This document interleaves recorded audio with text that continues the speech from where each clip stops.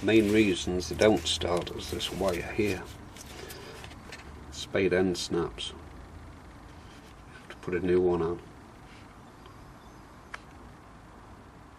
And the start motor